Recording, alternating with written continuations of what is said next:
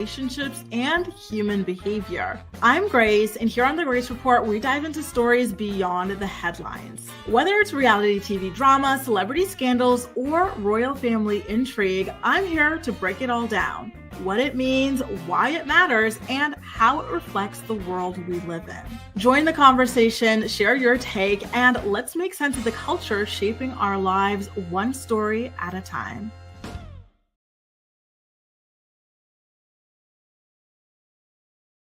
Morning, sunshine. Happy Thursday.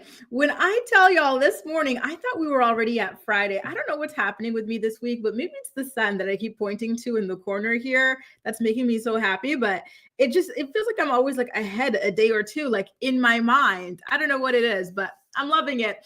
Anyway, how are you guys feeling on this beautiful day? We've got Gala. Good morning. Good morning, Acacia. Good morning, Venetia, Lauren, Nikki, Monica, East Awesome, Jaya, Monique, Kayla. So nice to have y'all here. So nice. Summer Breeze, Ashley, Lisa, Leah. Good morning, everybody. We've got so much to talk about again in today's morning report. And again, yesterday's episode was so heavy, you guys. So I decided to actually restructure the way that we were going to do things today. Because of course, like the Diddy trial is going to be I'm going to be updating you guys on that, daily. It's going to last about a couple of weeks there. So FYI. But today, because of how heavy it was yesterday, I said, why don't we bring that to the end? Because starting off on that note was really, really heavy. I had a hard time shaking it off. I don't know about you guys, but oh, Lord. Nikki says, I clicked on tomorrow's thumbnail and I was so depressed thinking the show was canceled. Surprise, surprise. We are here. We are here. Thank God. Listen, I love the morning report. I love getting to chat with you guys every single day, even on the weekends, right? I don't have the morning report and I don't have a live show that I do on the weekends, but like, I feel that like missingness, you know what I mean? Like, and so I really do try to come and be here every single time that I can. I do actually on this topic, Nikki and everybody watching, I do have to say though, that I'm going to be vacationing in June. It's the vacation in Spain and whatnot in Ireland with my friend that I've been telling you guys about for a little bit here. So for that, we're going to have to try and figure out how things are going to work there. So that's going to be the first time that I take an extended break from the morning report ever since we launched the show in January. And I just know I'm going to be feeling withdrawals. That's going to be really hard. We're going to have to try and find a way to, incorporate something like that in it as well. Okay.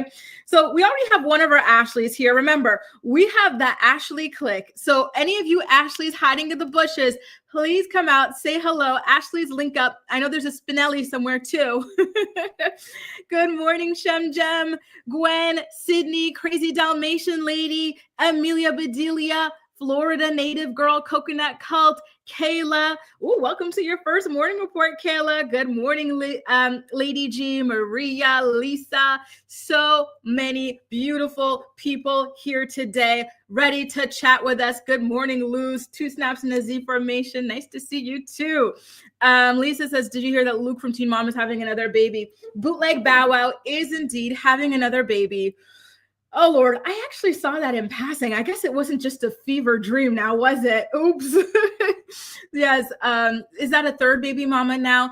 Listen, I do not understand why he made the decisions that he made, because was that guy not supposed to be some kind of like professional ball player or something like that? Didn't he get into like university on a basketball scholarship? And then he spends his time just knocking women up instead of like, working towards that goal and whatnot. I do not get what is up with him, but good luck to him. Hopefully he's happy in that new place that he's in his life. By the way, you guys, so those of you who were here for yesterday's morning report, remember how I told you that after my Aikido class, we were going to be going to my friend's house where he's got his boyfriend who I'm obsessed with too. I'm obsessed with both of them. They're like the perfect couple. So the boyfriend who had just gone to the US, he went to Cincinnati and he said he was going to surprise us with like this dish from Cincinnati or whatever. And I had no clue what it could possibly be. Well, listen, some of you guys guessed it correctly. You were saying things like chili, something about a skyline and whatnot. And you guys were actually right. I'm trying to pull up some pictures from the dinner that he made for us. So he made us he did his own kind of like take on it. So it was sort of like a bolognese mixed with the Skyline stuff. So he had like this packet of Skyline sauce and he decided to make all of that together. And when I tell you, it was absolutely delicious. Okay, so let me see how I can go ahead and share my screen, because apparently my StreamYard doesn't want to just go ahead and play the thing. So let me see how I can pull up the photo of it. You know, the bolognese thing was actually really cool, I've got to say, that's for sure. However, like my favorite thing that we ate yesterday was actually the dessert. So you guys know that like whipped cream that's in the jar. I completely even forgot about this. We used to have this in my home as well growing up, but like he brought that home and he decided to create this kind of like beautiful dessert with it, and it was just absolutely delicious. So here's a picture of the Skyline bolognese that I was telling you guys about. Let me see if this pulls up. I'm not really used to sharing my screen this way. Hang on, give me a second. Are you guys able to see it? And the funny thing about his trip was that he said that the bus driver that he had there was the one who gave him like the best tips on what it is that he should be doing in Cincinnati. He's like, wow, like she really like hooked me up with like the best itinerary, the things to eat. Like, you know, she really did the damn thing. So, you know, that was really cool. And now I'm going to show you guys the dessert. Okay, so again, listen, this is my first time sharing images this way. StreamYard really does not want to cooperate with me. So let me see if I can go ahead and pull this up properly. Ah, voila, here we are. So present, okay, share screen. Then we go to window, and here it is. Here's our dessert. And then he also brought Dr. Pepper. So of course, me being Canadian, I know Dr. Pepper, right? But for them, it was like, wow, it's so sugary. It's so exciting. What is this? Oh my God. Like that was him. And he said, wow, they sell marshmallow, like whipped cream in a jar. That's so crazy. Like they were just so excited by how sugary everything was, like in just like a way, like they were mind blown by it. You know what I mean? And so it was just so damn cute and so damn funny. Really, really, like it was the sweetest thing ever. We had the greatest time. He told us all about his adventure there and everything. Like we had the best night. Like I stayed there until I want to say like midnight or something like that. We were just, you know, enjoying ourselves, you know, for a really, really long time. And yeah, Jaleesa, I didn't know that either. That's why I was asking you guys yesterday. I was like, what is it that they eat over there? Like what? And then people were telling me here that it could have been like something Skyline chili or something like that. And that is what it turned out to be. So shout out to her. Oh Lord, I love this couple. I really do. Like these people, I want them to like adopt me. Like they're just the best. They truly, truly are, right? Like it was really good. It really was. And you know what? Maybe that is kind of like, you know, a good name for it too, like a sloppy Joe sort of a spaghetti. So I'm happy that we get to start off today's morning report on a lighter note again, because yesterday was really weighing on me. It was a very heavy episode. So right here at the top, let me give you a little bit of an idea on what it is that we're going to be talking about today, right? So TMZ is releasing a documentary on Justin Bieber and his financial issues and how he is in debt several $1 million to his ex-manager, Scooter Braun, how he potentially could be in a cult that is causing him to go broke. Justin Baldoni's lawyers are claiming that Blake tried to strong-arm Taylor Swift into giving her public support in this recent filing, and Blake Lively's team is really fighting hard to go ahead and get it dropped from the docket. Kale Lowry's third baby daddy, Chris Lopez, is out here playing victim on Instagram. Kale also on today's podcast, the Coffee Convos one, she talked about recovering from an F-boy that I want to talk to you guys about. Farrah Abraham says that she's not going to be returning to the Teen Mom franchise because they cannot afford her. And then she and Jenelle also tag team Catelynn in an Instagram harassment campaign, essentially. I've got an update about Halle Bailey and what's going on since she filed that restraining order against DDG. She was also granted temporary sole physical and legal custody of their son, Halo. Tamar Braxton is caught up in some mess per usual. One thing about this woman is she is always going to find somebody to fight with. And it is just so strange, but I digress. I got a video of her referring to her former co-anchor of The Real, Lonnie Love, as a big back Cadillac. And then lastly, we're going to close things out with the Cassie and Diddy day 3 summary. Okay, you guys. So hopefully that order of things keeps things a little bit lighter today than we had yesterday. Okay. Good morning, Daniela. So nice to see you. Welcome to your first morning live. And you guys, it was really good. They sent me with this little doggy bag because, I guess he gave us these huge portions. Like we had such a hard time finishing it, and so we all got these little doggy bags, and it was just the best thing ever. Like, sometimes you have these friends, where every time after you see them, you're just like, wow, I feel like I went to the spa. I feel so great. And then sometimes you have these people where you're like, oh, I feel so drained. Oh, I had a friend where like every time I would see her afterwards, they'd be like, why do I feel so drained? Like, the energy is just, Anyway, we'll get into that another day. Why don't we start off with the Justin Bieber of it all? TMZ has released a documentary that they made on Justin Bieber to figure out what's been going on with him. Do you guys remember how a couple of years ago, this young singer, sold off his musical catalog? And a lot of people in the industry said that it was a very bizarre move considering his age. So they said, listen, this is kind of like an indicator that there's something going on financially behind the scenes because he is way too young to be selling off his catalog. Typically, the artists that sell off their catalogs are people who, are a little bit longer in the teeth, right? People who, are kind of running low on cash and whatnot. And so, they're about to, I'm trying to find a nice, polite way to say it, but they don't have that much time left. And so they just want to have cash on hand to enjoy, their good years and whatnot, right? So a lot of people had been saying for years, ever since the catalog thing. And so it seems like TMZ, through their discovery, they actually found a lot of very, very shocking information. So don't forget, Justin Bieber was able to achieve this level of fame that he has because he was creating these cover videos on YouTube. He caught the eye of somebody named Scooter Braun, who decided to, act as his manager and help connect him to Usher and everything. And the rest is history, right?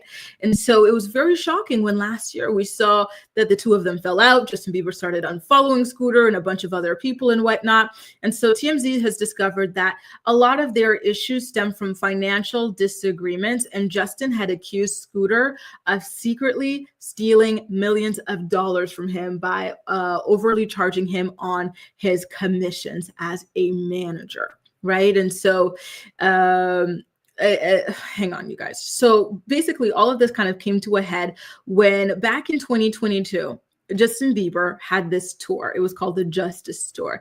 And this is when he really kind of fell off the rails and went a little bit crazy, right? Where you could really see that there was something going on. I believe this is the year, correct me if I'm wrong in the live chat or in the playback posse, but I believe that this is actually the year where he also got arrested and whatnot. Like this was really not a good year for him, right? And so that caused for him to cancel the rest of his tour. He only did about half of it. And he was given a $40 million advance. And because he did not complete the job, the promoter wanted the other half of the money, right? And so the weird thing about this is, again, he was given $40 million. But when they asked him, okay, you did not complete your end of the bargain, give us half of that money back, right? Or $24 million, a little bit more than half. He didn't have the money to give to them, which is very strange, right? Because Justin Bieber is supposed to be extremely, extremely rich. There was a time where they had to block his name from even being able to trend on Twitter because his fan base was so feral, so obsessive. Like they spoke about him morning, noon, and night, that he would have been the #1 trending topic for like the entire year or years on end, right? Like his level of stardom, his level of popularity was absolutely insane at his prime, right? And even up until 2022, he was still extremely, extremely popular. So how is it that he did not have money, hanging around? How did he blow through $40 million so quickly? These are some questions that I'm hoping they answer in the documentary. Again, it comes out tonight, I believe it is. But basically, when the promoter asked for Justin to pay back the $24 million, he didn't have it. And so his former manager, Scooter, through his company Hype, he paid off the debt for Justin. And the two of them came to an agreement that Justin was to pay back the $24 million over 10 years, right? And I don't know what the interest setup was, but let's just imagine that he didn't charge Justin any interest, right? So that is about $2.4 million per year. Again, how is it that somebody with Justin's perceived level of wealth, right? The mansions, the cars, the private jets, the designer clothing, the luxury vacations, the luxury clothes, everything. How is it? All the records sold, everything, all the other tours he had done, merch. how is it that he could not put aside and pay $2.4 million a year? And again, this happened in 2022. He had already been famous since what year around? Like, let's say maybe like 2010, 2012 or something like that. So 2 years, 10 years of extreme fame. You would think that he would have already had like that level of money in the background or something like that, right? In addition to the $40 million that they gave him. It's not like he had $0. They gave him $40 million. And then that was it. No, this man should have had a reserve of money. So to me, based off of what I'm hearing so far, it seems as though they're very irresponsible with money at this point, right? And so Acacia says maybe the wife blew the money, right? Like, I don't know. And don't forget, Justin had a rug problem, right? Didn't they have a video of him and Selena Gomez trying to buy crack in a back alley? Do you guys remember that weird video of the two of them? Like maybe like, you know, he used it on rugs or something like that. I don't know, but it's all so strange. And I imagine that they gave him the money just before the tour. So like you only are a couple of days in. So in a couple of days, you blew through $40 million, or do you just not feel like you should have to pay it back? There's something I'm not understanding here, right? Good morning, Sal. Good morning, Tyrell, Courtney. Good morning, Kayla. Oh, we got 2 Kaylas here. So nice to see everybody here. People were saying him and Hailey were big spenders. Yes, Melen, I had heard that too. And I'm so surprised to hear just how big of spenders that they are. Because again, to blow through $40 million in the span of a couple of weeks, maybe a month or 2 months tops, is absolutely insane, especially considering you should have had backup money already from the decade plus that you were already making money in this industry, right? East Awesome says, when you're offered Coke or hard, walk away. People who offer you rugs want you to be compromised for their own reasons. Don't do rugs. And I completely agree. It kind of feels like something sinister was going on behind the scenes there. Courtney says, I think him and Hailey are focused on looking mega rich, whether they are or not.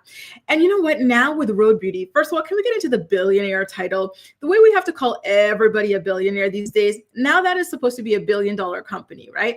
So now with the billions of dollars, wouldn't Justin now, shouldn't he now be able to pay $2.4 million a year to Scooter Braun? Like, what's happening? It's all like, you know, I'm trying to think about all these conspiracy, and we'll get into some of them, of course, but I'm rather shook by this. Kayla says he's always in some mansion somewhere. Where's the music, Justin? Maybe he's on tour. He'd have some more cash. Exactly.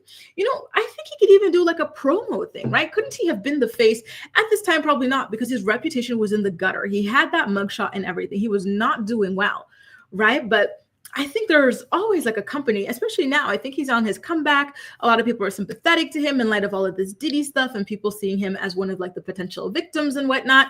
So why not take this as an opportunity to be the face of a brand, right? Like a Chanel, a Dior, or something like that, right? Like, and make that money. I think he could be paid minimum $10 million for something like that, maybe even $20 million. And then he's got his Drew clothing line and whatnot. Like, I do not get it, right? Lucky says his wife comes from money. Can't she help him? I don't know. You know, like, how much money do the Baldwins really have? Like, I don't even know which one her father is, to be honest with you guys. Like, I don't know. I really don't know. Good morning, Cynthia. Nice to see you. Courtney says like Devon and his Gucci belts. Remember Devon and his Gucci belts? And then his daughter didn't even have a bed. She was sleeping on his couch and he was taking, you know what? I'll just stop it there. But that guy was crazy. And then he was wearing all Burberry, everything. Like, he looked so tacky. East Awesome says music videos, traveling, and tour sets are mostly purchased with money loaned by a record company. You have to pay it all back with a markup. Oh, Lord. So in addition to having to pay back that $24 million, he was also on the hook for some other things based off of the tour not happening or something. Ali says the Baldwin are broke, and the House of Drew he set on fire. So maybe that's the thing too, right? Because wasn't that like a lot of the theories? A lot of people were saying that Hailey's father had like pushed this relationship, you know, to leverage his name and the Baldwin brand to get her into money. And then maybe now, you know, sometimes parents of people who marry into money or come into money, you know, they come with their hands out, you know, asking for money, like for all the sacrifices they made, you know, having you and raising you and whatnot. So maybe that's what's happening, right? They ask for some support or something like that. Now, let's get into the next one. So I think I've got some more information about this, by the way. And so basically, when Scooter Braun's team took over the loan for Justin and then came up with this agreement for him to pay $2.4 million around over the course of 10 years, Justin was not happy with that. He really did not want to pay this at all. And so basically he said, you know what? I think you're stealing from me. I don't trust you, Scooter. And so Scooter's team did an internal audit to see if he had stolen money from Justin, right? And what they came up with was that, in fact, he was underpaid and that Justin owed him $1 million, right? And so Justin's team was not happy about this. They said, no, obviously your team would say something like that because you're auditing yourselves. I can't trust you, right? And so an external company was hired, and this is one of the biggest accounting companies in Hollywood, right? So they're supposedly really trustworthy. So they found that Scooter's team was wrong. Justin did not owe Scooter Braun $1 million. Justin owed Scooter Braun $8.8 million, y'all, in commissions that he was undercharging for. Isn't that crazy, you guys? And so TMZ, they got their hands on the audit and everything, and they confirmed that, you know, the total of everything, right? All of the work that Scooter had been doing for Justin and the money owed did add up to $8.806 million. And so Justin Bieber's team does not dispute this new independent audit. However, they ran their own separate review, their own separate audit, and they're not releasing the result of that audit. To me, it means that something's going on. To me, it means that the audit did not go the way that he wanted for it to go. I think that the audit shows that he is indebted to Scooter Braun, right? And yeah, I just find this to be so crazy. And so when it comes to all of this, some of the stuff that you're going to see in the TMZ documentary is going to talk about how Justin may be influenced by Churchill to cut ties with people that, you know, have helped him climb to where he is at now. And that they're trying to, you know, siphon control of him. So I'm kind of wondering, is the church stealing his money? Are they pressuring him to do these extra tithes and whatnot? Are they brainwashing him, you know, and telling him, you know, you have to give up all your money to go to heaven or some kind of thing like that, right? Apparently they've been promoting a lot of paranoia in Justin Bieber, causing for him to cut ties with a lot of his long-term team members and whatnot. We already know about Scooter Braun, but there have been other people. When we did that morning report on like the mass unfollowing that Justin Bieber was doing around people that he had been associated with, been doing business with for a very long time. One of the key people on Justin Bieber's new team is Lou Taylor or something like that, who happens to be one of the people that was behind Britney Spears' conservatorship. And so I find that to be very, very questionable as well, right? So there's a lot to think about when it comes to Justin Bieber. Something else that might surprise you about the documentary was that they found out that Hailey had actually tried to leave Justin at a certain point. She said that she just couldn't do it anymore. And I think that this was when he was really spiraling out of control and whatnot. So just so you guys know, the documentary is called TMZ Investigates What Happened to Justin Bieber. It airs on Fox tonight at 9 p.m. Eastern Standard or 8 p.m. Central. Okay, so definitely worth tuning in if this is the sort of rabbit hole that you are interested in going down, right? Snap says most churches in America are pyramid schemes. They're schemes that Todd set up. Tyrell says her dad, Stephen and Daniel, are probably the least known Baldwin brothers. Right. The only one I know is Alec Baldwin. And then the other ones, I kind of just know their faces from like that one group photo of them that is always Allie, the one that is always circulating over the internet. Right. I almost thought you said he's being influenced by Churchill. And I thought now he's hallucinating. Is it Hillsong? Hang on. They said it's Churchill. That's what they said on TMZ, that he's being, Churchome Churchill is what they said on their report about this. But I guess it's Hillsong or something like that, because that does sound a lot more familiar to me as well. By the way, you guys, if you're enjoying today's episode of the Morning Report, please do not hesitate to go ahead and give it a thumbs up to help support my channel and continue to get my videos popping up in your algorithm, especially on your homepage, okay? Now, why don't we get into the Taylor? Actually, before we get into the Taylor Swift story, I'm seeing you guys talking about a different Taylor, right? Ray says, Lou Taylor is behind everything, a very dangerous person. She'll have her day. That's what I was thinking. I was actually really, really surprised that he had any kind of association, or that anybody would have any kind of association with Lou Taylor after all the information came out about her involvement with Britney Spears' conservatorship, right? It could be the church and that Scooter Boy scheming adjusted together. I feel like the church is turning him against everybody and trying to make him and paranoid against everybody, so they could be the only ones in his pockets. East Awesome says, just as Justin needs to be paranoid. Didn't someone on his team record him? Wow, appear to attempt to give Glock to a fit. What?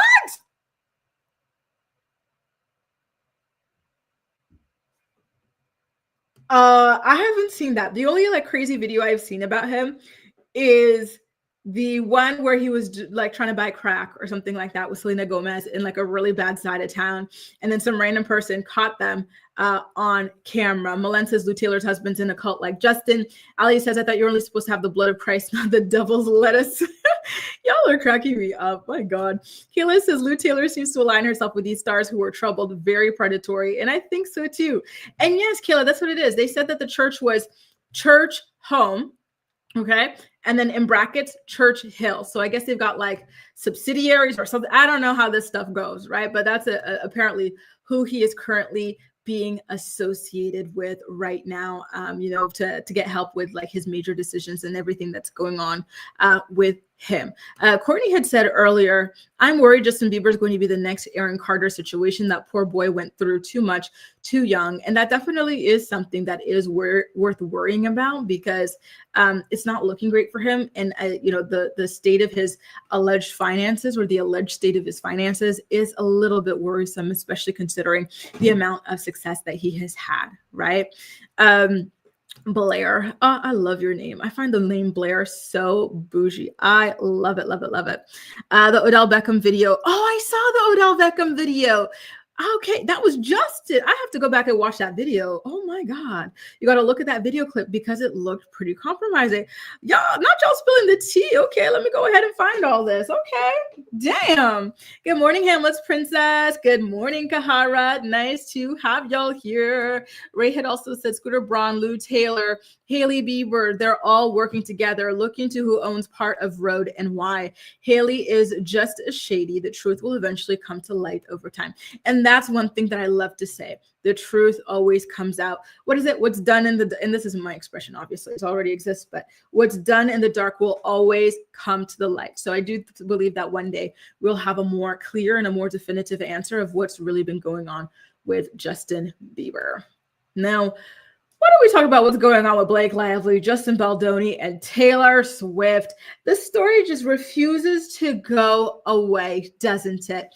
So Justin Baldoni's team filed some new documents in court that are truly pissing off Blake Lively and her team. And they're implying that Taylor Swift is about to drop the dime on Blake Lively and reveal that Blake Lively had threatened her in the past in exchange for her speaking up to support Blake Lively in the press. So let's go through what some of these allegations were. And mind you, Justin Baldoni's team is actually saying that they're involved in really good faith conversations with Taylor Swift's legal team as well, which should be rather worrisome to Blake Lively, right? If what they're saying is indeed true. So let me put up a screenshot that I had taken from the actual court document. Okay, so here it is, just so that we all are very clear on what was going on. Okay, it says, and I quote, the Wayfarer parties anticipate that Van Abel's motion to quash will be mooted in short order, as their counsel and Van Abel are conferring in good faith. However, the Lively defendant's insistence that the subpoena seeks irrelevant information is wrong. The subpoena aims to obtain discovery relating to witness tampering and evidence spoliation. Specifically, the Wayfarer parties' counsel are informed and believe, based on information from a source who is highly likely to have reliable information, that 1, Ms. Lively's requested that Taylor Swift delete their text messages. Ooh, that's not good. Like, number 2, Michael Gottlieb of Wilkie Farr, counsel for the Lively defendants, contacted a venerable attorney who represents Ms. Swift and demanded that Ms. Swift release a statement of support for Ms. Lively, intimating that if Ms. Swift refused to do so, private text messages of a personal nature in Ms. Lively's possession would be released. So, yikes. The Wayfarer parties' counsel are further informed and believe that a representative of Ms. Swift addressed these inappropriate and apparently extortionate threats in at least one written communication transmitted to Mr. Gottlieb. It is those communications that the Wayfarer parties seek to obtain by way of subpoena, as they would evidence an attempt to intimidate and coerce a percipient witness in this litigation. So apparently, according to Justin Baldoni's team, Blake Lively is scrambling behind the scenes and trying to obstruct justice, so to speak, in this entire ordeal. And she's threatening Taylor Swift. I got to ask you guys, do you believe him? Do you think that that's something that really happened and that Taylor Swift has instructed her lawyers to turn over those sorts of communications? Or do you think that they're just trying to get a headline off of this and that they're exaggerating things or straight up making things up? Because these are some very, very serious allegations. And if it is true that Blake did this, she's kind of insane, right? Because especially for it to have been put in writing, right? This is just not a good thing at all. So that is very, very, very, very worrisome to even imagine. Some of you guys' comments are killing me. Let's start up a little bit higher. Hi, Mrs. H. Good morning. Ali said, Blake needs to be scared of the Swifties. He's awesome. Says, imagine being in the gym with Justin Baldoni. Jesus effing Christ, a work of art. He really is. He's one of the most handsome people I've ever met. Like truly, truly a gorgeous, like you stop and stare across the room. Like who is that type of gorgeous, right? I loathe that Taylor Swift says 2 snaps and a Z formation. You can't handle the truth, says Pamela's princess. Ali says battle of the blondes.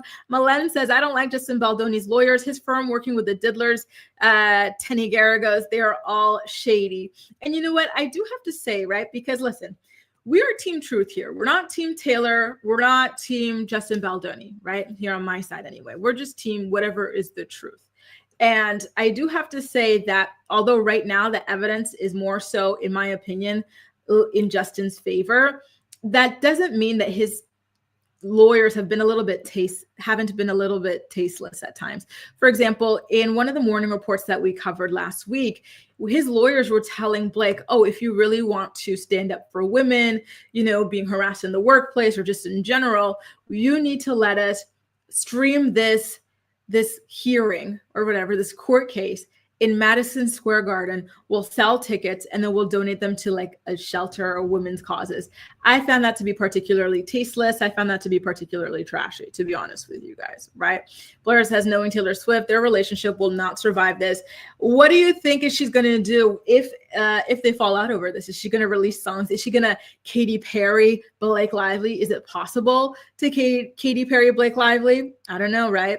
And 2 snaps, that's a good question. I hope Wendy's doing well. And it is interesting how she kind of like disappeared off the news cycle right after she passed that competency test. That's a really, really good point. So hopefully we hear a little bit more about her or some kind of an update. Like he says, I need Taylor's text to be subpoenaed expeditiously. Yellow says, Taylor Swift has been MIA since the Super Bowl. She's definitely been laying low. And I think it's because of this lawsuit. And I wouldn't be surprised, right? Like the only time we saw a glimpse of her since the Super Bowl was Mother's Day, just this past weekend. So she and her mom and Travis and his mom, like they all went out to do something together. Malen says Justin's lawyer is a clout chaser. And, that makes me really, really nervous because some of the things that he said out there and like, the constant running to the press is kind of like a little bit worrisome. I can't even lie. Now, like I said, this filing that his team made in court pissed off Blake Lively's team, and her lawyers subsequently clapped back, asking the judge to go ahead and strike this from the records, okay? And so this is what their response said. On behalf of our client, Blake Lively, we respectfully move to strike the letter signed by Mr. Brian Friedman and filed earlier today. That letter, which was not filed with any evidentiary support of any kind, much less anything under oath, falsely accuses Ms. Lively and her counsel of engaging in witness tampering and evidence spoliation based on an undisclosed anonymous source. Okay. Ms. Lively requests that the court strike the Friedman letter pursuant to its, quote, inherent power to control and to strike material from its docket that is, quote, abusive or otherwise improper under the circumstances. It should be unnecessary to respond to anonymously sourced, baseless allegations recklessly leveled without any supporting evidence. It is worth stating for the record, however, that each of the allegations in the Friedman letter is unequivocally and demonstrably false. As a legal matter, the Friedman letter is improper. It does not seek any form of relief, is irrelevant to any motion currently pending before the court, and serves no no legitimate purpose. It is not useful to the court in any respect, right? So basically they're saying that these people filed a BS paperwork just to get some buzz. And then they complain that this got picked up by the press. They said almost immediately after they went ahead and filed this, a bunch of newspaper outlets and online outlets like the New York Times and whatnot, they published it and ran with the idea that it was true that Blake Lively had been manipulating Taylor Swift behind the scenes, that Blake Lively had been trying to force Taylor's hand or arm her into publicly supporting her. And so it's going to be really interesting to see how the judge ends up ruling on this. I do have to ask you, so this is a mic check. So mic check 1 2 1 2. If you're watching live, let me know in the live chat, or if you're part of my playback posse, please let me know in the comment section. Do you think that the judge is going to grant what Justin Baldoni is asking for, which is for access to some text message and records and whatnot from Blake Lively to prove their theory, which is that she had asked Taylor Swift to delete some things, like to obstruct whatever is going on here? Or do you think that the judge is going to side with Blake Lively's team and just throw this out and say that it is completely irrelevant and that Justin and his team are just trying to bully Blake Lively through the legal system and through the press? So what do you guys think is going to happen there, right? Very, very curious about how this will all play out, because these are big allegations, right, that are being thrown here, right? This is not a criminal case. This is a civil case, right? So you wouldn't catch any kind of like legal criminal charges, right, if over what's going on here, but it still would be rather improper. And I wonder if it could potentially lead to fines or anything like that. By the way, you guys, if you're enjoying today's episode of the Morning Report and you're not a subscriber yet, please don't hesitate to go ahead and subscribe to this channel, okay? Let me see what some of y'all have to say about this. Give me a second. My comments are not loading very linearly today. So let me see. So I had looked at you, Miss Nightbot, letting people know to subscribe. East Austin says, keep in mind, Blake Lively knew she had skeletons in her closet and chose to initiate the public allegations against Baldoni. What egos on Blake and Ryan? Tyrell says, homewrecker Blake. Damn. Ali says, could you imagine what those texts say? And that's what I'm so nervous about. You would think that celebrities would use things like Snapchat, Telegram, things like that disappear, right? Because they're such high profile people and they're so prone to getting hacked and whatever. Do you guys remember, like, what was it, the Fappening or something like that, where like their iClouds and whatnot were hacked? So you would think that they would be using these things that prevent for their messages from sticking around and whatnot, but apparently not. East Awesome said, Grace should be the new Wendy Williams. She could deliver the stories and say, oh, and oh. Shout out to that meme. Do you guys remember that person? I think it was Miss Jasmine or something like that. And oh, like that was, that to me is still something that I say very, very often, like almost every day. And I absolutely love it. And thanks so much, Tyrell. You guys are so lovely. Thank you so much. Jody says, I think it was in the wrong spot, wrong time. Is that in regards to the Blake story or the Justin Bieber story? Clutch says, I'm behind, but LMAO at Justin having to pay a dowry to the Baldwins. Listen, the Baldwins needed the money. And that's not how that happens sometimes. Sometimes you have like a title. A lot of these royals are broke, right? For example, so they'll go marry like a commoner who has money. And then they elevate the commoner's profile in exchange for money, right? Like the commoner brings fresh money into their whatever you call their kingdom, whatever you call it, right? He also says, Mike check. Yes, the judge should want to look into the obstruction of justice. Blake started this, right? Tyrell says, Blake seems to get away with a lot of crap, so I'm always sus when she is involved. And I agree with that. Ray says, so messy on both sides, all toxic people. Unfortunately for Blake, I think she was in too deep already and has to finish what she started, but truth about her will continue to come out about her. And I can agree with that as well. Like, I don't think she expected for things to take this kind of a turn, right? Malen says, I'm so sick of these cases. I am team no one. And I agree with you. Listen, like, These things have been dragging on forever. And like you, I am just the team truth. You know, I'm not standing on either side. I just want for the truth to come out and for justice to prevail here.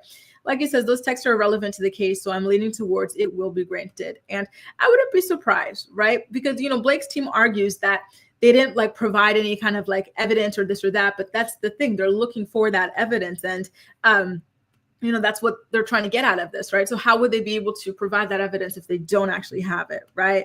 Good morning, Melissa. Good morning, Farrah. Good morning, Ronnie. We missed you, and we're so happy to see you. Were you not here yesterday? I could have sworn I saw you here yesterday, or maybe I was thinking about your picture on Tuesday then.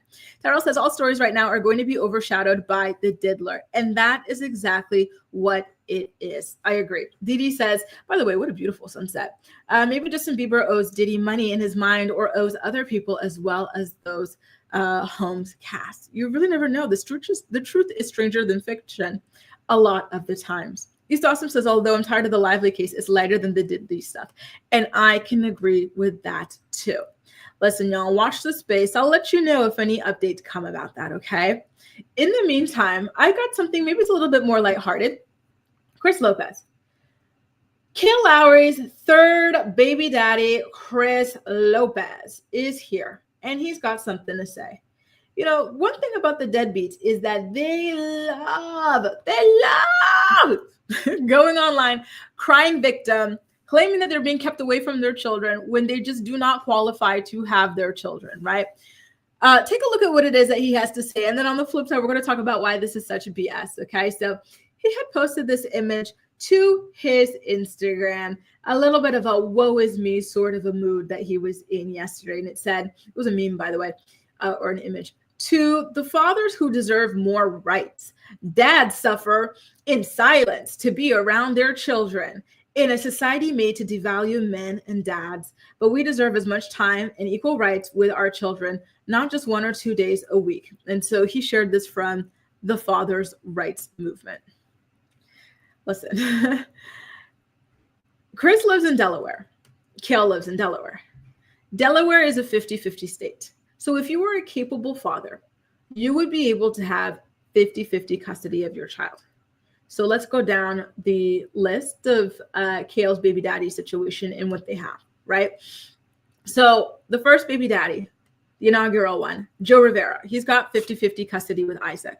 The second one, Javi Marroquin, he had 50-50 with Lincoln until now that he has moved to Virginia Beach. Now they've changed their arrangement, but he had the 50-50. He was a pioneer at 50-50 with Kale, right?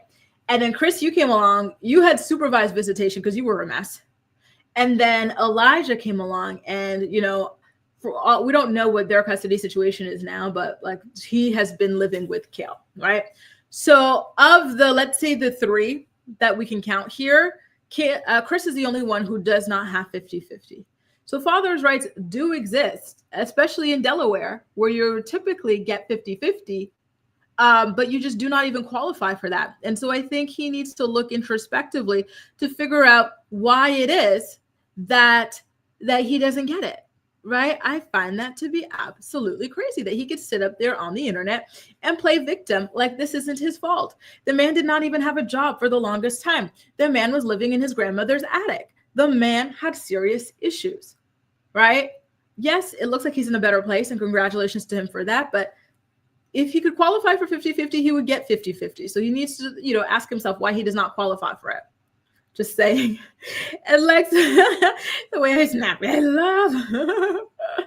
So I don't know, you know, the way he posted this, like, and he was, you know, the men's rights movements, you know, why is it that people like Chris Lopez, David Eason, Nathan Griffith are the ones in this whole men's rights, dads don't have rights? You know, what do those three have in common? Don't worry, I'll wait, right? East also says deadbeats also know how to lay it down. So that's what I heard, deadbeats and brokies, okay? Guys, be careful. They will have you demonetized, okay? So be careful. Do not even let them hit it one time. Tyrell says the love of her life until he had another baby. Crazy how she snapped out of it with that. Ray says, dang, 50-50. Okay, Delaware, right? Like he lives in the perfect state to have 50-50 and he still can't get it. And that is his own damn problem. Like he says, everyone is sick of Blake and Diddy, but you know who I'm sick of? Kale and her damn baby daddies. Listen, you and me both. In fact, I do have an update for you about her and the fourth baby daddy that we'll get into after this one. And then we're going to put Kale away, hopefully until like at least next week or something like that, right? My goodness gracious. Okay. Tyrell says, Kale says she wants out of the spotlight, but keeps turning it on herself. You know, speaking of this, I will tell you that she had posted this video on her Instagram, and it was like her walking down the street, and then it's like an interview style, but like it's her friend. And so the person's like, oh, aren't you Kale from? And she goes, yeah, my outfit is linked in my LTK. Then it goes, don't you have like 12 baby daddies? She goes, no, like 14. Don't you have like 10 kids? No, like 12, that sort of thing. So she really likes to kind of like make fun of herself with the same old kind of jokes sort of a deal. I thought that was pretty interesting. Lauren says, deadbeats will do everything but look at themselves and take care of their kids. Exactly. And we're going to get into that when we talk about DDG and Halle Bailey, because, you know, on the internet, he was acting like, oh, bring me my son. I don't get to see my son. She's taking my son away from me. But then Halle, when she filed for her restraining order, she was talking about how this man would not see this child for weeks, if not months at a time. Like it's all about public perception and manipulating, you know, new girlfriends and whatnot. Acacia says, Chris is looking for social media attention again. Let him be great and get his bag. Is he making money off the gram? Is that why he does this? Is that why he's always on live and stuff talking about Kale? That makes so much sense now. That makes so much sense. Okay, damn. Tyrell says losers, but so are some of the moms. They pick and choose the pretty boys, no job, no headman. What do you expect? And I agree. Listen, at her age, with the amount of children she had, she knew how to prevent pregnancy, right? But she just refuses to. And that's something that I find to be rather disturbing about her. But I digress. I do also want to give you guys a little bit of an update about what went down on the Coffee Convos podcast. Okay, so let me switch over to a different thing here so I could pull up the Coffee Convos logo. I think I got that somewhere. Here we are. So that's the podcast that she has with Lindsay Chrisley, right? So at the very, very, very beginning of this episode, she says that she is recovering from an F-boy. And so I imagine that the F-boy in question was her fourth baby daddy, Elijah Scott. But the weird thing is that, you know, as the episode continues, she actually starts talking a little bit more about Elijah and what's going on with them at home, but not in a romantic sense, right? So when she says she's recovering from an F-boy, mind you, and this is something that I let my channel members know in our community tab, but in a prior episode of one of her podcasts as well, she had said that, what did I tell y'all? I told y'all something, didn't I? She had said that she got back into therapy, and that one of her children had come to her and asked her about her relationship with, you know, her guy, which I'm assuming is Elijah, right? Like that's her most recent relationship, and told her that he could feel that the vibes had been off and whatnot. So it doesn't feel like they're back together or anything like that, or maybe they're trying to figure out getting back together. But yeah, she said she's recovering from dealing with an F-boy. And then she also says that she got sick with some kind of like food stomach bug or something like that. And that Elijah had told her to just like lie down while he handled the kids and whatnot, taking care of the kids and everything. And so I guess like maybe he's still at the like, I don't know. Did he come over to the house to say this? Did he ever leave the house?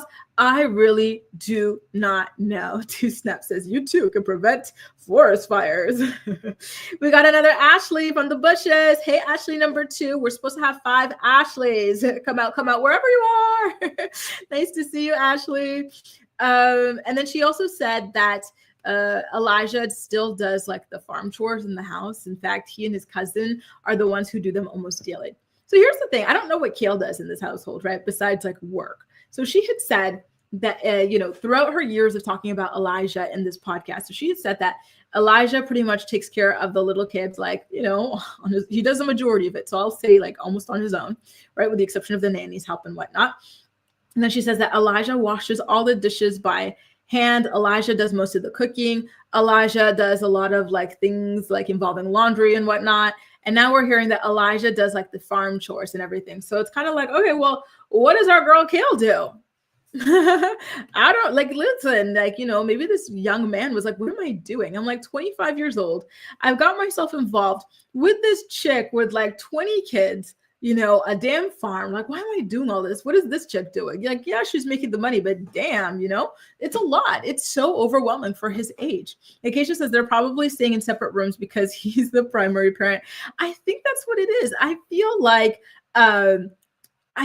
like she's thinking about how difficult it would be to handle 7 children plus a farm and everything alone. And that's probably really, really scary to her. Listen, it's scary to me and it's got nothing to do with me, right? So keep your eyes peeled on this. So she keeps on kind of like slowly trickling information about the status of this relationship. And I think that she will make like a full kind of, announcement eventually. And I do just want to remind you guys that, this is one of the reasons, remember when she was on her podcast calling V a deadbeat, a user, also like a social climber type thing, like she was insulting the hell out of V. Well, you know why it was? It was because she felt as though she was so honest on their podcast, the Baby Mama's No Drama podcast. She was just talking about all of her bowel issues, all her baby daddy issues, everything. And V was just coasting, profiting off of her drama, right? Yet here we are again with Kale proving to us that that is simply not true, that she hides a lot of her drama, right? The children, she was hiding the pregnancy with Rio. She was hiding the pregnancy with the twins. And now the status of her relationship with Elijah, that's something else that she is hiding too. So why is it that she can go ahead and do that? But when it comes to V, like she has to be insulted and like, just harassed about it. Like I find that to be really shady. I actually think Kale owes V a big public apology, but I digress. You guys, why don't we get into the Farrah Abraham story, okay? Actually, give me one quick second, though, because listen, your girl needs to drink some water. I'm feeling parched, so I'm going to drink some water. We have a word from some of our sponsors, and then on the flip side, we're going to get into the Farrah Abraham, Jenelle Evans, Catelynn Lowry story. Then after that, what are we going to talk about? Oh, the Halle Bailey story as well. Tamar Braxton referring to Lonnie as a big back Cadillac. And then we're going to do a recap of what went down day 3 inside of the Diddy courtroom, okay? Just a reminder, if you're enjoying the morning report, please help support the channel by liking the video, sharing it, continuing with your comments, okay? See you very soon. Thank you. The Morning Report is brought to you by Philo. Watch your favorite shows and movies from over 70 different channels, including MTV, TLC, WeTV, and more for only $28 a month. Get a free trial today by clicking the link in the description box of this video to get your free trial up and running. Are you looking for the perfect skincare products for women over 30? Look no further than Ruthia. Ruthia is a skincare brand born from love and made for parents. Their flagship product, the Resilience Cream, delivers clinically proven age prevention benefits such as average 14% wrinkle reduction after 4 weeks of use. Click the link below and receive 30% off your first purchase today. So there you go. Now I'm adequately quenched and ready to continue on with the stories. By the way, Jaleesa, did you get to watch The Valley yesterday? Speaking of, the hypocrisy and mirroring Britney's hypocrisy as well. Did you get to catch up on it? Wasn't it good? It was a really, really damn good episode. So now you guys, why don't we get into the Farrah Abraham? Per usual, Farrah is, searching around, trying to get her name into the headlines. And so now she's claiming that everybody's begging for her to return to Teen Mom, but, sorry to burst her bubbles. She can't come on the show because MTV cannot afford her. She did this whole interview with TMZ where she said her price tag is too high for the network. They are not ruling out the concept entirely, though. She says that she has been shopping a Teen Mom retrospective series to other networks and production companies. Listen, girl, like, this is how you know the girl's not smart. Like, on what planet would a different network pick up a show about Teen Mom when the rights to Teen Mom are owned by Viacom? Like, it's just not possible, right? Like, she's talking out of her behind per usual.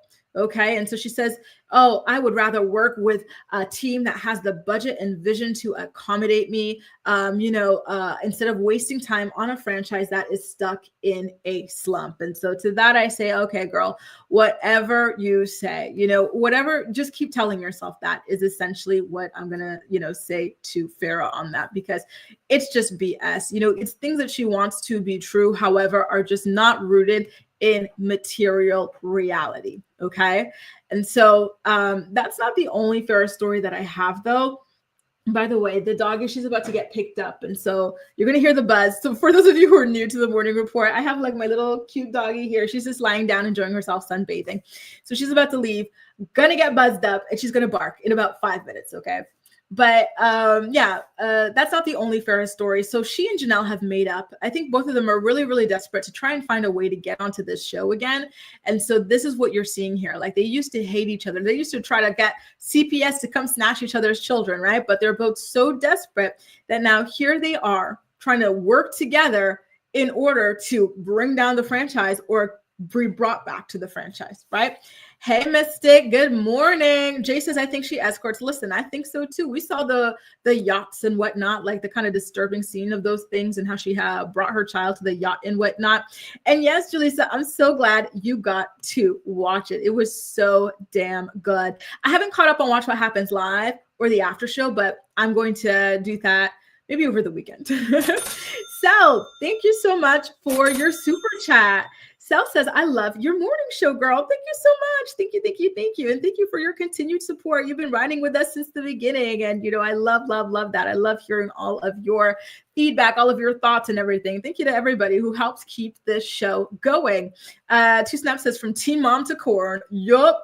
And you know what? I think she's been making a killing there. Listen, a lot of people are corn sick. They will spend their last dollar on this stuff, right? And so I think that with her, thank you, Tyrell. I think that with her having like this infamy and whatnot, and don't forget, a lot of these people are creepy. Like the whole teen category and her, like, them seeing her from like a child on the show and whatnot, like that made her a lot of money, and I'm like this because it makes me so uncomfortable even saying that, but it's the truth. Y'all saw how it was with Bad Baby, right? Like she was, she had shot some stuff and then she put it online when she was 18. She's like, oh, freshly 18. And she made like $1 million. Like, it's a scary world out here, y'all. It's like, listen, let me roll my turtleneck up a little bit higher. Let me hide my neck in case that turns some people on. I don't know. Lauren says, Farrah's brain, it needs to be studied. And I completely agree. Lord have mercy. Why don't we get into her and Jenelle teaming up, okay? Give me 1 second. D'accord. Oops. D'accord. Je suis en rendezvous. Perfect. I told y'all. Give me a second, okay? I'll be right back.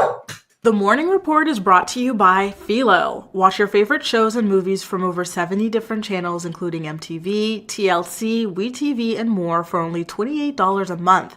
Get a free trial today by clicking the link in the description box of this video to get your free trial up and running. Are you looking for the perfect skincare products for women over 30? Look no further than Rothia. Rothia is a skincare brand born from love and made for parents. Their flagship product, the Resilience Cream, delivers Y'all, she does not play about me. She wants to make sure I am safe and doing okay. So, listen, the two of them decided to team up, right? And now they've turned their sights over to Catelynn Lowell over the Jenelle Evans situation. So, as you guys are aware, Jenelle Evans' son, Jace, is still not doing all too well. And she decided to ship him off to Florida to spend some time with his father and with their family over there, just to try and see if that would change things or put him in a better place or something like that. And she naturally caught a lot of heat for it because she didn't even accompany him on the trip, right? Like, this is one of those things where it's like, okay, here, get on that plane, good luck. And this is to live with somebody that the child does not know, right? So it's this huge thing. And so she's rightfully facing a lot of criticism for it. In yesterday's video, we shared a lot of the feedback that she was getting. We showed how she really does not want to take any kind of responsibility for what's been going on with her child. And she put him like completely on blast. It was very, very disturbing, right? And so Catelynn Lowell saw a TikTok video describing the situation and said, Oh, I feel so bad for Jace, right? Something very innocuous, right? Like Jace is not doing great and she feels badly for him. To me, I thought that was fair enough, right? Although I do understand that, like, the cast members typically, have this unspoken rule to not really comment on gossip surrounding each other. And so Jenelle took a screenshot of this, right? And she said, oh, I feel so bad for Carly. Obviously trying to trigger Catelynn, who is struggling with the adoption of her firstborn daughter, Carly, right? And then Farrah, remember, these two have suddenly made up after trying to get CPS called on each other's children and everything, right? They met up for dinner in Vegas and everything. So Farrah decided to be tagged in here. And so she went in. In fact, she actually said a lot more than Jenelle said, right? And this is a Jenelle situation. So Farrah shared a screenshot of the story, right? And Catelynn's comment. And then she said, I'm happy Jace is getting to spend time with his dad. I feel so bad for Catelynn Lowell, who married her brother and gave her child away at birth, yet has 3 kids at home, and her oldest does not want to speak to her at all. Catelynn Baltera shares her thoughts on Jenelle Evans sending Jace to live home with his father in Florida. Listen, I think it was really ugly for them to take it to this place. Like, I feel like, first of all, this is a Jenelle situation. So in my opinion, if Jenelle was upset by this comment, I think that Jenelle should have reached out to Catelynn and said, hey, Catelynn, please do not speak about my family situation in the public. I do not speak about your family situation in public, right? But here's the thing. Jenelle can't even say that because Jenelle is always getting involved in whatever's going on with these other people, right? In the Teen Mom universe. She's always commenting on their own situation. So I feel like that's why she couldn't even go to Catelynn privately about this entire ordeal, right? And so that is the first comment that Farrah had left, right? But then it actually got worse because she started sharing some DMs that she got from fans, and they were really, really, really hurtful for some of them, right? So this person said that she gave the child away to keep Tyler, which I feel like, I've heard people say this before, and I feel like it's very dismissive and, just saying gave the child away, like she threw her child out. There wasn't any thought put into this and whatnot. Like, I do find that to be very painful to imagine, things like that being spoken about me. Somebody else had DM'd her something, and this one was particularly ugly in my opinion. Let's not forget to mention Weight Watchers never worked. Like, what does that have to do with anything? Like, who cares what weight Catelynn is? Like, what does that have to do with anything, right? The therapy never worked. Giving her baby away never worked. And again, they keep saying giving her baby away. The idea that, birth parents, especially ones that did not make this decision lightly, but the idea that, like, they just, they're driving down the highway, they toss these children out the windows and never look back, never suffer, thinking about what could have been, like, don't care, don't love these children. Like, I find that to be just really, really cruel to say things like that. And so they said, yeah, giving the baby away didn't work for her. Like, what are you talking about, right? The horse therapy never worked. Her man basically called her a heifer, and he's definitely playing for the other team. She's huge. She's a slob. She's full of excuses. So again, a lot of unnecessary attention on Catelynn's weight, and it feels like such low-hanging fruit that really has nothing to do with quite literally anything here, right? Because put Kate up against Farrah and against Jenelle and ask anybody who would they prefer to have as their parent, they're going to pick Kate, right? Like, this is just absolutely ludicrous, and this is absolutely insane. And I think that both of these ladies should be ashamed of themselves for sharing such disgusting messages out there in the public over such a simple comment, right? Like, all she said was she felt bad for Jay. She didn't even go and insult Jenelle, which she could have, maybe even she should have, I don't know, but she didn't do that, right? So why take things there? I don't get it, right? I really do not get it. Ronnie says, Farrah doesn't even make sense when she speaks. I agree. Gwen says, not a fan of Bad Baby. I'm sure I'm spelling that wrong, but at least she got herself a payout. Brittany had people making a countdown of her. Oh, Lord, that's scary. Creepily watching her while she was working. It's such a creepy world, isn't it? Right? From what I've seen, they probably were traumatized during the first few years like Jace. And I wouldn't doubt it. Those first few years are incredibly important. his cookies t-shirt equals weed. Does it? Let me go back and take a look at it because the thought never even crossed my mind. Jay says, I had high hopes for Jenelle Brogoli. I've always thought she was so pretty. You know, she's been through so much in life. She really, really has. Like, the fact that she's even made it this far is absolutely amazing. It really is. Like he says, Jenelle still acts like she's 16, and I agree. Give me one quick second, okay? Let me take a look at this cookie t-shirt to see what's being mentioned here. Cookies. Remember, I'm not really into this world. Y'all know I don't really care for marijuana and whatnot. So I'm not really into this. I don't know like the symbolism. So is there like something I should be looking out for? Because I was looking for like, you know, maybe the color green or like the leaf or something like that, but I'm not seeing it. But maybe there's like some stuff here that like I'm not too hip to. Listen, I'm getting long in the tooth, y'all. I'm not too hip to, you know, what the kids are wearing, what like, you know, these little symbolism things are anymore. Tyrell said we just entered the ghetto. Ooh, child. Oh, is it? That's the cannabis. Oh, Lord. Here I am all innocent thinking it's like the Cookie Monster from like Sesame Street or something like that. This is a strain. Y'all, you know, there's like someone who comes here and like kind of curses me out every time I say I do not understand why people like marijuana. It feels like such like a zombie thing. Like, I don't get why, you know, whether it's an upper, a downer, like to me, any of this stuff just feels like zombie stuff. I just do not get it, you know, but listen, no hate to anybody who likes this stuff, but I do not get it. God bless you guys, you know. Enjoy it. Enjoy some for me, I guess. Enjoy some for me. And hey, Marie, yeah, it looks like we're creeping. We might even be doing about, yeah, I think we're going to hit the 2-hour mark today, it looks like, because we haven't even started with the Cassie story. And that's another big story. We got to do the Halle Bailey and then the Tamar Braxton story as well. Okay. And so, yeah, I see a lot of you guys saying like about the medical stuff. So that's the stuff I get. Cause you know, the only reason that I was using it before was for period pain. So I totally get it. But the people who like need it to function daily, I'm like, oh my God, like not even like from like a pain or whatever, you know, but like people like, they like the buzz. I'm like, what are you guys on? Because I have never had like a good buzz from that. Like I've always been miserable on that stuff. But listen, maybe it's just my body chemistry. Sometimes it's just your body chemistry that doesn't agree with something, right? Just saying. Now, why don't we get into the Halle Bailey story? Halle Berry. I know her last name's not Berry, but still. So in yesterday's morning report, we spoke about how she had filed for a restraining order against DDG and accused him of getting physical with her. So she says that the bruises on her arm here were from him roughing her up in his car. And then she said that he had also slammed her face into the steering wheel, causing her to chip a tooth as well. Like it was all very, very disturbing stuff that was being mentioned there. And, you know, my heart definitely still goes out to Halle based off of everything it is that she has, you know, said about this relationship. Mind you guys, she did say that this stuff even started before the birth of their child. Like this has been going on for a while. I did manage to get my hands on the court documents. So there are some screenshots that I do particularly want to share with you guys about, you know, her allegations and whatnot.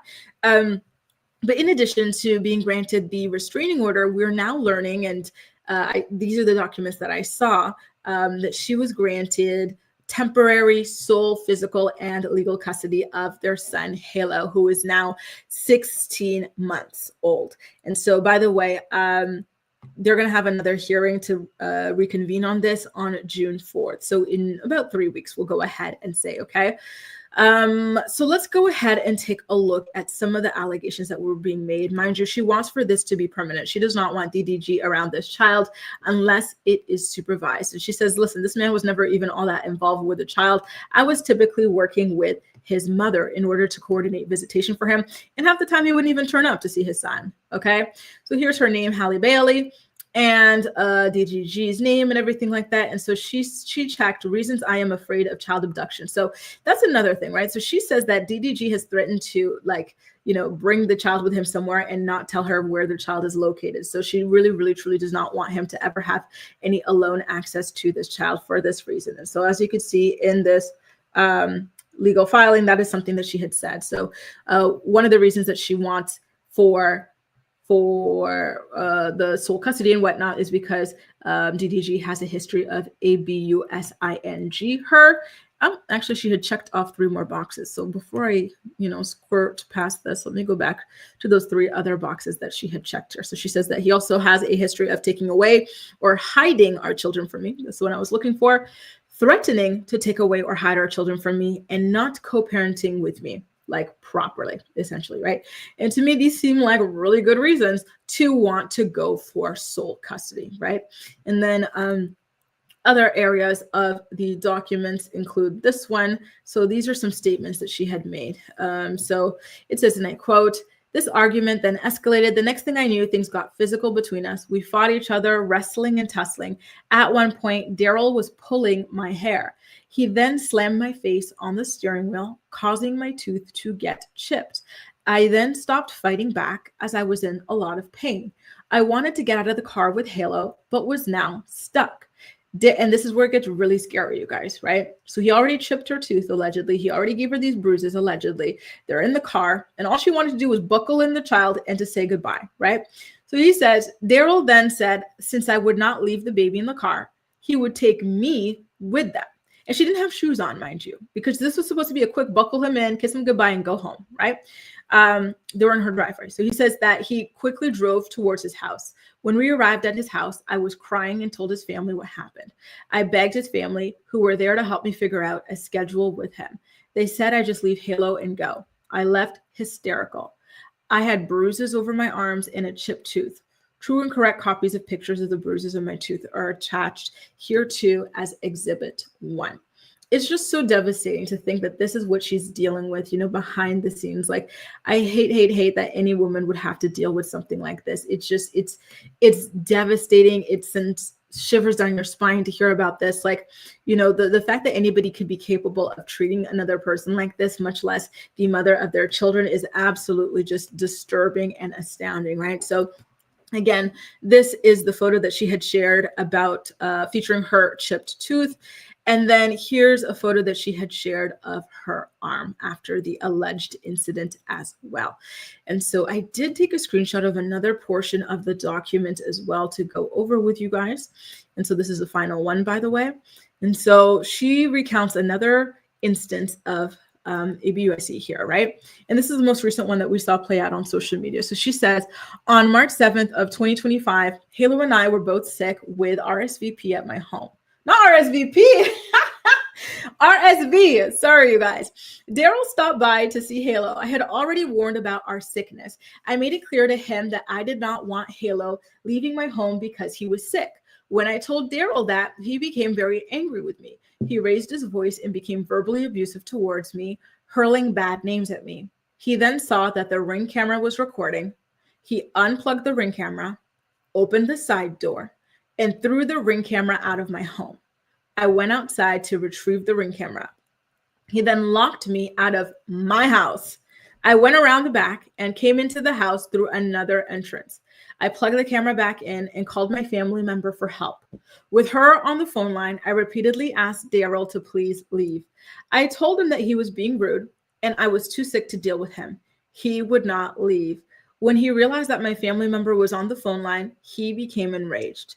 Around this time, I noticed that he also saw the Ring camera was back on, so he smashed the camera. I have this recorded and will bring the recording to the hearing. So this is something that we might eventually get our hands on June 4th, you guys. And again, I'm horrified. She's such a young girl. She's only 25 years old, right? So to be dealing with baby daddy drama, you're 25 years old, you were at the top of your game and everything. And this energy vampire demon who was jealous of you. He has publicly admitted to being jealous of her career, right?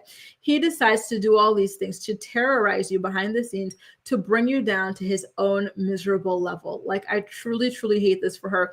Hailey to me looks like such a sweet, sweet, bubbly, like angelic almost kind of a girl, right? And I cannot understand how the hell this person managed to dig his claws into her. Like, I feel sick even thinking about this. Again, she's only 25 years old, right? Like, that's such a young age to be dealing with baby daddy drama, much less this, right? And it sucks, right? So I really, I'm supporting her in her bid for sole custody, right? Based off of all of this, I I hope she gets it, right? It sounds like a very, very appropriate reaction for what is going on, because this is not even all of it, right? So she did also talk about some other instances, like how sometimes he would try to snatch the baby out of her hand, or he'd be aggressive with her when she's holding the baby, like a lot of things that make you worry for the safety of the child around DDG. And again, whenever he wants to see the kid, it's on a whim after a couple of weeks or a couple of months, and then he'll just pop up and demand to have the child with no prior planning. So it doesn't feel like he's all that really in tune with being a father. It seems like to him, having a child is just a way to, have dig your claws into a woman and make her life hell. And I truly hate that for her. East Austin says, Disney loves Hailey. She'll be okay and move past this loser. I pray she focuses on her movies and marries a non-entertainer. Let the church say amen. I really, really do hope that is, the route that she eventually goes down, because it's really, really sad to see this happen to her or to anybody, right? But it really is. Mary says, this man doesn't even take care of his children. And that's the thing, a lot of times these guys who are like, oh, I want to have kids, they don't want to actually raise kids. They want you to raise the kid, like they just want to tell people that they have kids. So be very careful. I feel like I keep saying this every single time. Be very, very, very careful. Wow, Blue Dream. I'm so proud of you. That is amazing. Congratulations to you for being able to kick that, because I know that could not have been easy, right? And so sorry, Jay. Well, I sorry, you guys. I'm just popping into the live chat now, so I feel like I missed out on a lot of the conversations that were going on. So sorry about that. Okay. Kayla says he wasn't involved as much with all the whining. Exactly. It was all for show. And that's what a lot of these guys are like, right? Like it's all for show. They just want to maintain a certain image, and that's about it. East Awesome says Hailey forgot to check the ABUSING other partners box. DDG. Oh yeah, that's the thing. And the gag is Ruby Rose, she made the same allegations years prior, and she had the same injuries on her arms. Pattern of behavior here. Mary says, in my head, I believe 100%. Yep, I think so too, honestly. I think so too. I have a difficult time thinking that she purposely wanted to have this child at the height of her career. The Disney thing, this guy, I feel like this guy was supposed to be like a little fling, a little relationship, and then move on to bigger and better. And I think he knew that he wasn't on her level. And so I think that's why, this stuff kind of, that's why, he has the kid with her. First says, we got to stop being in relationships. Yup. With people that are below us. Always be with someone on your level or higher. I agree because, he had a lot of resentment around her career. And speaking of that, and thanks for bringing that up, Farrah, because, and let me keep this, the Met Gala. So some of the things that she was complaining about was how DDG, any single time that she would have this major, event or something happening for her, right? Whether it's Little Mermaid stuff or the Met Gala, every single time, that is when DDG would go to the internet, say things about her, stoke the flames to get people to attack her, right? So for example, even this year before the Met Gala, he led some kind of smear campaign against her, and then he got hashtag free Halo trending and whatnot. He tried to convince people that, she stole his child and whatnot. And he just did this, particularly on this day, to steal the shine away from her at the Met Gala and to, rob her of the ability to enjoy the Met Gala. Again, we saw that Mother's Day weekend, right? So she was away in St. Lucia with her sister and whatnot, right? And I agree, Tiff, as well, right? So she was out with her sister in St. Lucia enjoying Mother's Day weekend. And, this guy was just boom, boom, boom, boom, boom, harassing her via text messages, accusing her of being a whore, all sorts of things. He does not want her to have any good days. He's miserable inside and he wants to bring her to that level. Great point, 2 snaps. Keke Palmer was the same thing, somebody who's not on her level at all. He's some struggling wannabe actor with no job outside of that, right? That's who she has a baby by. And that guy was obviously jealous of her. They weren't even together. She actually just released a song about, and I agree, Gwen, a pet is not going to ruin real life. Please choose the cat, choose the dog, choose the ferret, choose the guinea pig. You'll be better off. But wait, what were we talking about? Oh yeah, the Keke Palmer. So Keke Palmer just released this song And in it, she described what was really going on behind the scenes with the Usher situation, right? And so she says, listen, me and my ex were not even together when I went to the Usher concert, and he's the one who dumped me. And then he had the nerve to go online and like have everybody talking about a dress I wore to a concert. You know, you're a mother. How dare you wear a dress? Like that type of, discussion was happening. And he wasn't even with her. Like people were like, oh, wow, how could you step out like that? Gyrate to Usher and your man's at home with your child. Like that's not her man. He dumped her. And she showed the text messages of this man dumping her. So what I'm saying is these guys, who are like these losers who have nothing going on, and they see you have all these moments after moments, amazing things that are getting you all this attention, adoration. They're going to choose those opportunities to go ahead and bring you down to their grimy level, right? So you've got to be very, very, very careful, truly very careful about who you choose to get into a relationship with. And listen, I always say, you could dump the guy, right? You can divorce the guy. But the thing you have to be most careful about is who you have a child with. You do not want to be stuck with the guy. Kiki's stuck with that man. Hallie's stuck with this man, right? They're going to have to deal with these men in one way or another for the rest of their lives. Now, why don't we get into the Tamar Braxton of it all, y'all? Okay, so we have the Tamar story. Then we're going to wrap it up with a Cassie Day 3 summary, okay? So Tamar Braxton was featured on Nene Leakes' new YouTube show. And they talked a little bit about her time on The Real and some of the drama that went down over there. And of course, per usual with Nene and her show, she always wants for people to badmouth Kandi for whatever reason. She's never liked Kandi, and I do not understand why, because Kandi's a nice person and she's a very supportive person. I hate to say jealousy, but I get the vibe like that it has some level of jealousy to do with it. But I digress. Take a look at this and we'll talk about it on the flip side. If you're watching live, let me know in the live chat. I'll put your comments up, okay? And my playback posse, I'll respond to you in the comments section later on. I was asked to be on The Real. And this was in the beginning of the process of them casting. I think it was... I'm sure it was Tamar and the other girls, but I was asked to be one of the first girls when the show first originally started. I had the contract, and I ended up not doing The Real, and they ended up casting Lonnie Love. Y'all know y'all would have liked me first. I'm just kidding. I was on Real Housewives of Atlanta, so I just did not do The Real. But Tamar ultimately did The Real, and I remember so well talking to I wish Tamar. they would have told me. Really? Yeah. I remember talking to Tamar. I remember talking to you, and you said this to me, like they had casted all of you guys, and you were like, we're all going out to dinner. I believe all y'all went to like Mr. Chow. Because Vince did. Wow, I had a Tamar. hand in creating the show. That's why I'm saying I wish they would have told me that, because I wouldn't have cast Big Back Cadillac. I'm finna get ready to leave.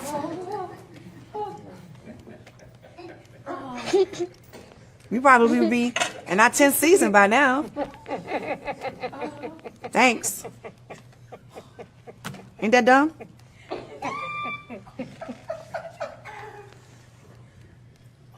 Red, I can't stand your laugh. And that's no shade. So Tamar, Big Back Cadillac. What How happened? did back get so big? I don't know. But what happened, Tamar? Because okay, so when we say Big Back Cadillac, who are we talking about? The person you just named. Oh, so Lonnie ended up being the person in the place of where I think, that's what I think. I'm just assuming now. They came to me with the contract for The Real, and then I ultimately did not do it. I don't understand that. Well, Why do people say I fall out with everybody? I mean, I don't know. That's what they said. No, that's what my sister said. Okay, they say you fall out with everybody. Okay, That's a lot. Okay, you and Kandi, what's your problem? Candy, if you're watching it, and we know you're watching, the thing is this: we don't have an issue with you. We're not jealous of you. We actually celebrate your success. No, seriously, but you got to be a better person. And the reason why you got to be a better person is because it's not fair to the people who have been following our careers, knowing that you are doing things behind the scenes, knowing that you are lying on people. Behind the scenes, No, it's not fair. It's not fair. Because we like you, we cheerlead for you, y'all got black love, we're happy for you. It has nothing to do with that. But for you to deliberately use the public's opinion to manipulate them into thinking that people are really coming after you when we're not. That's not right. And for you to sit back and, because you have the public's opinion, because it's so easy, because of the character you have created on Housewives and things like that, to fall into that, that's not fair, because you know I didn't do nothing to you. I apologized to that girl in that conversation 15 times. I would love to sit down with Candy. Well, I'm not sitting down with her until she tells the people. I would love to sit down with Candy. I'm not, because it's I not said fair. I would love to sit down Oh, that's with great. Candy. I'm not sitting down until she says, hey, party people, I lied, and now we can sit down. Because I want to know why. I do not understand this at all. I truly don't, because I know that Tamar and Candy had some beef before. I don't know why, but I know that existed. But I thought that they squashed it when Candy invited her to open for her and Escape and whatnot on this tour. And then afterwards, like fast forward a year or two later, and you've got Tamar talking crap about Candy's restaurant online. And then Candy claps back by calling her a clown. And then all of a sudden, Tamar is the victim and Candy is the big bad wolf. Why is that? Like, I think that is so weird. Like, there's got to be something deeper going on for Tamar in this situation. And, you know, when Chandler said, it made me laugh so hard, that Nene never got over tardy for the party. So in Nene's side, maybe that's it, right? Because she helped kind of, you know, with some of the lyrics and whatnot, or like, you know, she was, you know, the person that inspired Kim to go ahead with that song, because that was a song that Kim didn't even really like, right? And they were supposed to record it together. Yes, they're supposed to record it together, but they didn't actually end up doing that, right? So maybe, but like, even like from the moment she saw Candy, right? The moment she saw her, she said Candy's a little hood, a little ghetto. And I don't know why she said that. Candy is the smartest of them all, including, you know, smarter than her. She's a very classy lady, in my opinion, with the exception of like the vulgarity, right? Which is, it sounds like an oxymoron, but y'all know what I mean, right? Like her blasting her intimate life like that and whatnot. To me, it's a little too vulgar, but I think that outside of that, she's a classy lady, right? So I don't know why, you know, Nene said anything like that, but it is so weird. By the way, Jay says that, you know, she didn't even recognize Nene, which I'm not surprised. Listen, she looks like, it's like Kenya said, she looks like, you know, the Wayans brothers in White's Chicks or whatever. That's like what she's been morphing into for the past several years. And it's really sad to see. And East Austin, this one made me laugh too. East Austin said Tamar is the thought version of Kanye West. You know, that's the thing. She's always fighting with somebody and she's always the victim. And it just does not make sense. I think that she just likes antagonizing people for attention. She'll do anything to get a headline. And, you know, I was an OG Tamartian when Braxton's Family Values first debuted on WeTV. I was riding for her so hard. Like, I thought she was the funniest thing. Like, I really liked her personality. And I used to think she was the victim in all these fights. And I said, wait a minute, you fight with everybody though. Like, I don't know anybody else, right?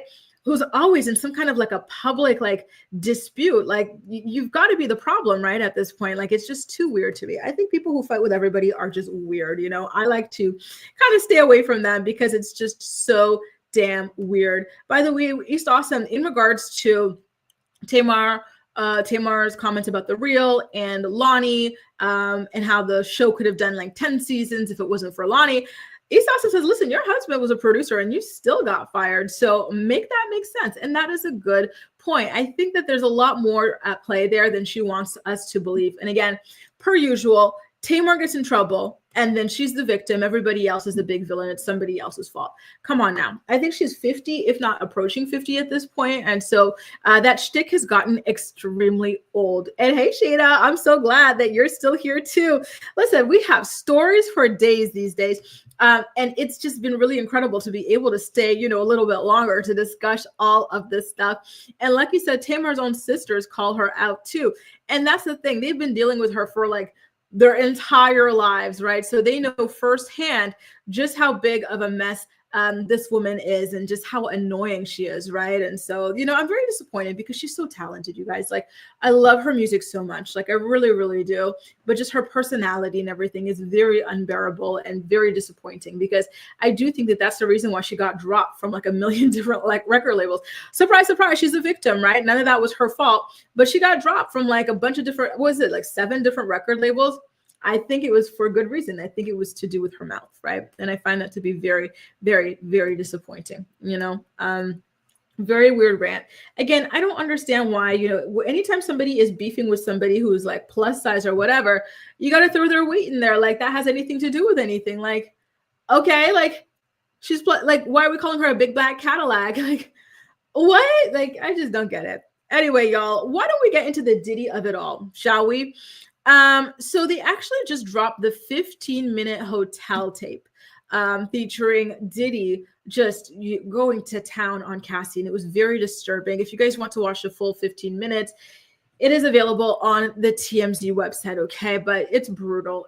I was so uncomfortable watching it. One thing that did stick up to me was that the security personnel, we got to see them come upstairs after the altercation and everything like that, because Cassie, she had very bravely picked up the hallway phone to ask for help.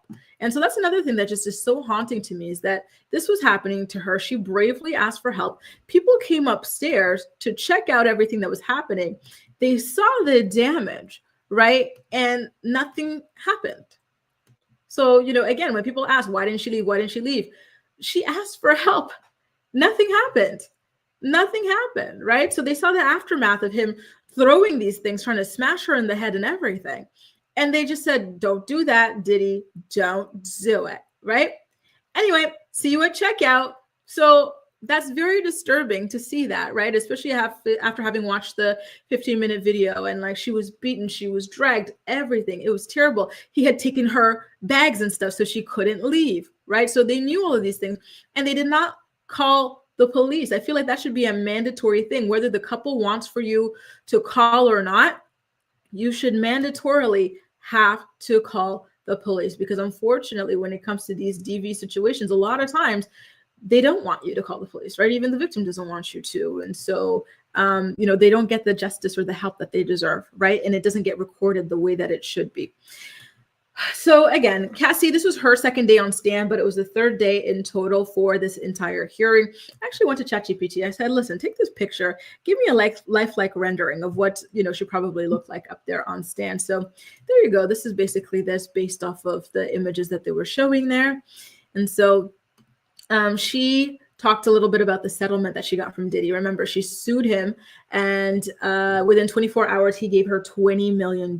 Mind you, prior to the lawsuit, she had actually shown him the book that she was going to write about him, and she asked for $30 million, right? And so he dismissed her. By the way, her mom helped her with the book and everything. He dismissed her, so she turned around and sued him. And I'm really, really happy that she managed to win. And so she went into a lot of very graphic detail about their relationship, being pressured into extreme, you know, actual scenarios and whatnot, the freak offs. And, you know, the stuff that she was talking about, you know, the toll it took on her body. She was getting so, like, he destroyed her body from the inside out. Like, honestly, I'm amazed that she has been able to have 2 happy, healthy, beautiful children, expecting a third, you know, like, because the way that he had destroyed her body is insane, right? So she was getting UTIs so frequently that the antibiotics or whatever were no longer working. So she had to turn to opioids, you know, to heal the pain. She was getting all sorts of mouth sores from all of the oral X that she was forced to have and to give to all of these random escorts, right? She was constantly on IV fluids, massages, painkillers to recover from these freak offs, you guys. And then do you guys remember the karaoke story? One of her friends told the story publicly about how they were celebrating Cassie's 29th birthday at a karaoke joint. And then Diddy had sent his like goons, his people, to come fetch her and like drag her to do a freak off. She couldn't even have her birthday off, you guys. Oh my God. When I tell you that I hope he is suffering in jail. I hope he is suffering. I hope every single day is miserable. I hope that when he is sitting on that toilet, a scorpion jumps right up in his booty hole and they're not able to fish it out. Oh my God. Like, this guy is beyond evil. And the fact that he brought his children here to listen to all of this, and then his sons can still defend this. Listen, y'all, this is what we say when it comes to being careful and, using your common sense, when it comes to dating people, right? And I'm not saying this about Cassie. I'm saying this about anybody who's even thinking about getting with one of Diddy's children, the sons particularly, right? I think the girls obviously do not support him. The twins, they stopped showing up. They don't listen to this stuff, right? But the sons, I saw a video of like the one that like kind of looks like him, Christian. He was like, yeah, someone was like, your father's gonna beat this. Don't worry. He's like, yeah, hell yeah. Ladies, do not date that man. He thinks that what his father has done is okay. He thinks that what his father has done is normal. Like, listen to these things and ask, do you think that you want to experience this stuff? Then do not date somebody who is out here publicly supporting this. Like, this is disturbing, right? And so in court, they were shown 7 graphic photos, including Cassie with the escorts, pictures of her post freak offs looking just exhausted, covered in baby oil, just looking like completely out of it and everything. And then this was a note that I wanted to share with you. It's actually that one of the jurors reportedly had a reaction to all of these photos, like, disturbed by what they were seeing. So it's looking like, we're getting some slight indications that these jurors are, they have a feeling, they've got strong feelings about what is going on here. Obviously they cannot give too much away, but it's nice to know that like they're not okay with the stuff that they're seeing, right? And so, by the way, the security guard who was there, who answered Cassie's call that day of the elevator incident, mind you, she left. The freak off was already over and she was leaving, and he felt like she was leaving too soon, and that's why he ran out there like that. Just so disgusting, right? And so the security guard's name is Israel Flores, and he testified that Diddy offered him a bribe to stay quiet about the incident, and he refused that. But that's my thing. It's like, why didn't you call the police? Why didn't you even go to TMZ and say, look at this video I've got, right? This stuff could have been stopped earlier if, the people around her stepped in and did what they should have been doing. Something, right? I don't know. Maybe not tell it to TMZ, because that would have gotten her in a lot of issues. I imagine even this incident at all, like of her using the hotel phone to call somebody for help, like that must have gotten her in a lot of trouble with him, right? And so Cassie said that all of this torture that she was going through with Diddy, led her into using rugs to cope with the pain, and not just physical pain, but emotional, psychological pain as well. She says that she was trying to avoid kissing these escorts, but Diddy would insist and everything. And, she even had text messages of her accusing him of, being like Ike, Turner, and how he treated Tina.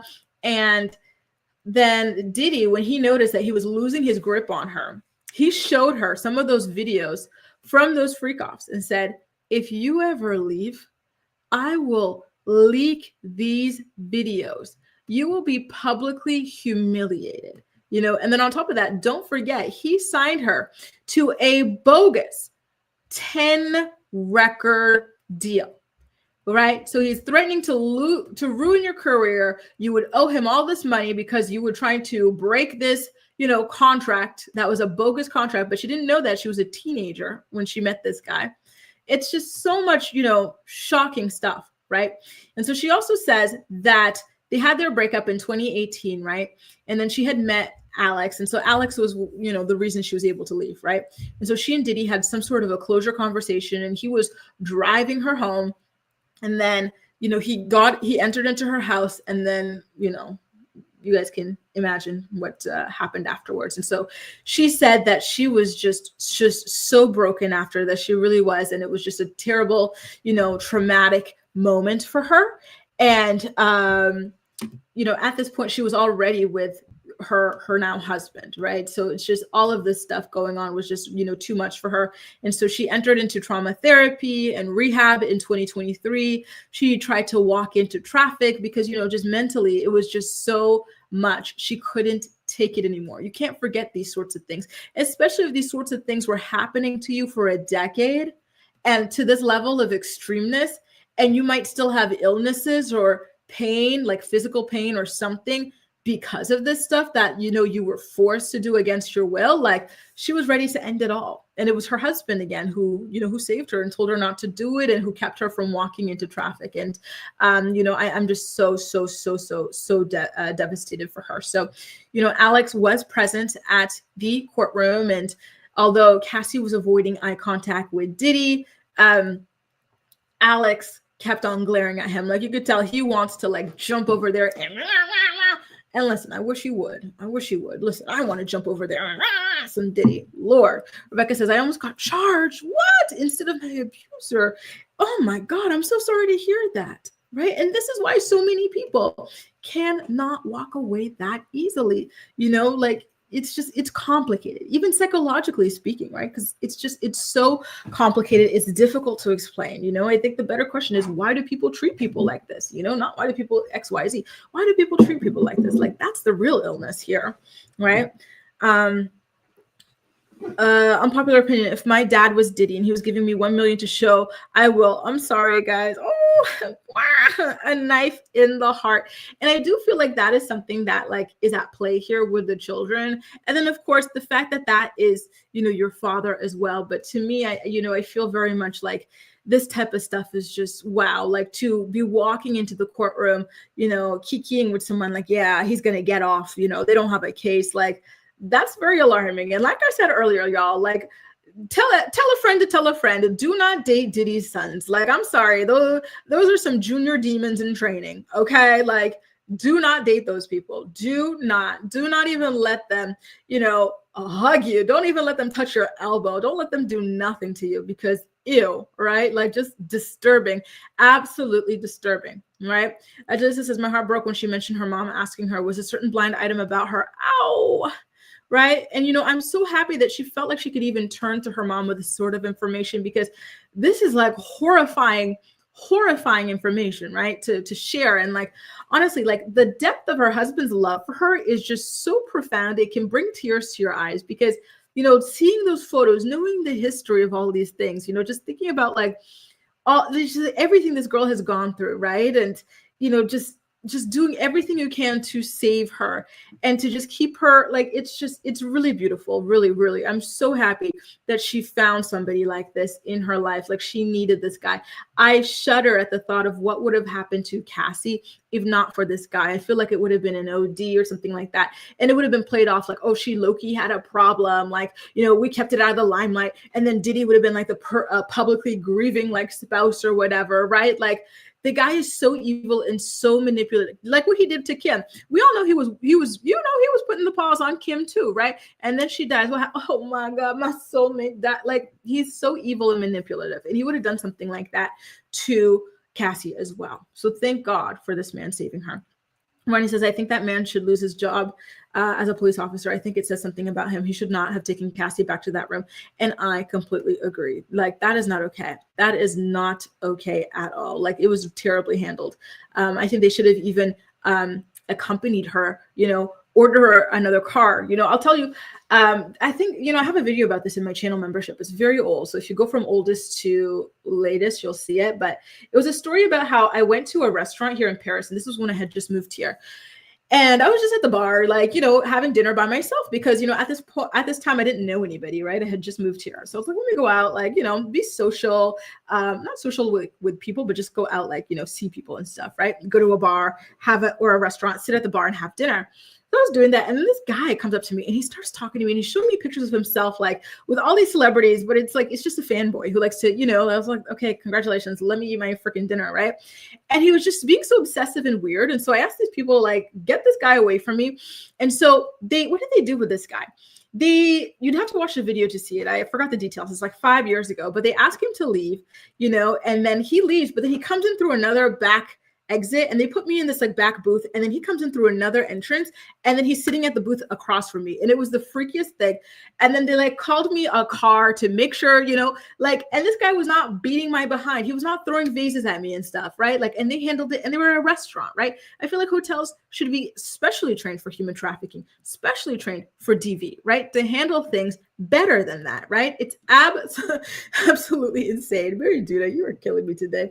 Tyrell, I am so jealous. I am dreaming of an iced cappuccino. I am dreaming of a sun-dried tomato bagel with bacon or a jalapeno bagel with bacon. Listen, make me cry. What did you order? Or the chicken wrap? I love y'all. Listen, if you ever go to Canada, go to Tim Hortons. It is so good. It is so free. And have an ice cap in my honor. Okay. Two Snap says his children are getting a crash out course on toxic relationships.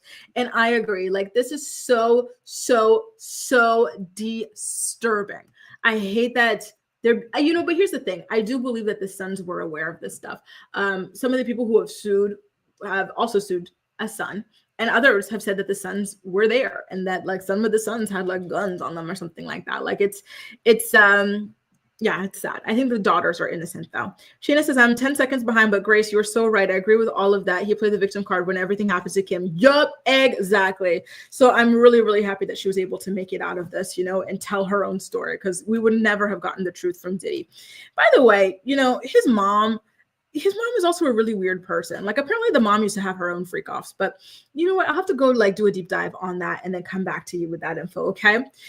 Now, in the final little bit of information that I have about Cassie's testimony in court yesterday, they get into a little bit of her text messages and communications with Diddy, right? And so the prosecutors read some of the text messages, including Cassie texting Diddy, please stay away from me. So there you go. Yet again, for people who ask why she didn't leave, there's been several documented instances of her trying to leave and him either dragging her physically, like we see here, or sending his people to drag her physically, or other things, right? So she had tried 1,000,000 times over.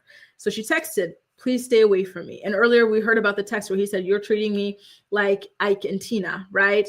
And then Diddy, after the hotel incident, he tried to guilt trip Cassie, right? So he's like, oh my God, like they're arresting me. I'm surrounded. Come help me. Come save me, sort of a thing, to play with her heartstrings and everything. And, it's all just oh my God. Listen, one thing I'm looking forward to is learning exactly how it is that her now husband, Alex Fine, managed to save her. So all I know so far is that he was hired by Diddy as a trainer to help train Cassie specifically for these freak offs, right? But he didn't know that, right? Like he thought he was just a celebrity client. But this is what Cassie is saying. He wanted me in perfect shape because, she was just a corn doll to him, right? And so that is where Alex comes in. And then like, I know nothing until we get to the point where he saves her and she's free and they are living happily ever after together. And so, I don't know if that's something that's going to be discussed today, tomorrow, next week, or what, but I am really looking forward to seeing all of that, okay? And Diddy's team also did not want Alex in the room for Cassie's testimony, and I actually think it was to make her, like, not have, like, their excuse was, oh, like, we're going to be, like, grilling him too, but, like, my thing is, I actually feel like they were doing this to take away her biggest pillar of support and to destabilize her there in the courtroom and to throw her off, right? And I'm so happy that the judge did not grant that request, right? Because at the end of the day, these people are husband and wife. So they're going to go home together, right? And talk about what went down. So barring him from being able to be there for the testimony, as if they're not going to talk about it, is absolutely ridiculous, right? And it was a power move and it was an abuse move. East Awesome says, Nicki Minaj lyric, I'm going to take Cassie away from Diddy. Ooh, Hollywood knew what was going on. Listen, this whole time I thought it was like just because Cassie's hot, right? Like I thought it was like, oh, listen, I'm looking good. I'm feeling myself. Let me snatch this hottie away from this troll, this frog. Tyrell also points out something which is very important, right? It's very apt, which is that cops are people and subject to bribes. Listen, y'all, I watch a lot of these narco shows and don't I know it, right? Even, around the world, right? Not just in narco situations, but it is true, unfortunately. Hey, Jamie, so nice to see you. Welcome, welcome, welcome. I'm so sad though, because we just finished our morning report. But I do hope that you're able to enjoy the playback because this really was quite the episode. Another almost 2-hour-long episode here for the morning report. And, per usual, I had a really great time being able to discuss these topics with you guys. And, I'm glad that we had a little bit more levity today. Thank God for that. If this is your first time joining us for the morning report, we go live every single weekday morning at 10 a.m. Eastern Standard Time to talk about the day's hottest stories.